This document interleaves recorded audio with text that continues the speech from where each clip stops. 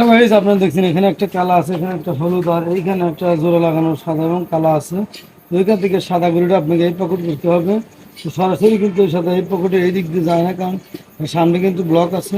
তো সেই ক্ষেত্রে আপনি কীভাবে এই সাদা গরুটা পকেট করবেন যদি শিখতে চান, তাহলে না টেনে সম্পূর্ণ ভিডিওটা দেখুন কীভাবে আমি এই সাদা গরুটা এই গুড়ি থাকার পরে ওই উপর দিয়ে পকেট করি।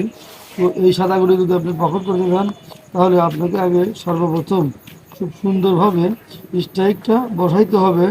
একটু এই চাপ থেকে উপর লেভেলে একটু বসাইতে হবে। যদি দাগের পাশাপাশি হয়, যদি এরকম বাঁধানো যায় তাহলে তো সহজেই। তো আমি দেখেন, মনে করেন দাগের নিচে আছে, তো এই সময় আপনি কী মার দিবেন, দেখুন এই চাপ থেকে একটু উপরে উঠাইবেন। আর এই আঙুলটা এমন জায়গা নিতে হবে যাতে এই স্ট্রাইক এই পকেট সোজা না যায়। স্ট্রাইক কিন্তু এই পকেট সোজা দেওয়া যাবে না। স্ট্রাইক দিতে আপনাকে এই যে ঠিক আমি এই সোজা দিতে হবে, এই সোজা দিতে হবে। তাহলে স্ট্রাইকের এই তলের সাইড এই কালাই লেগে সাদাটা কিন্তু এই উপর দিকে উঠে সোজা হয়ে যাবে।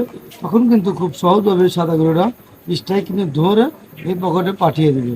দেখুন কিভাবে আমি জটিল এবং কঠিন একটা স্বর দিয়ে এই সাদা গরুটা এই পকেট করি।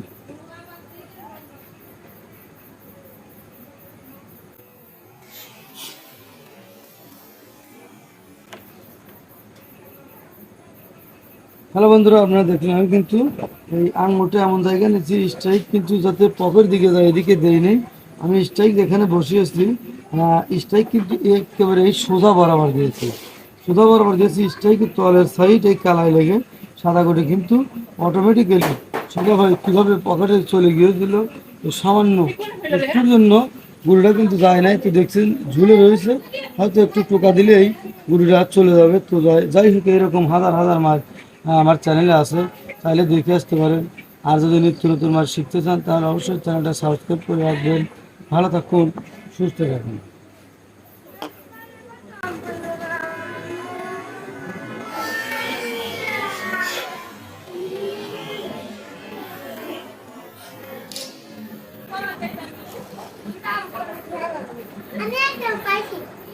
আমি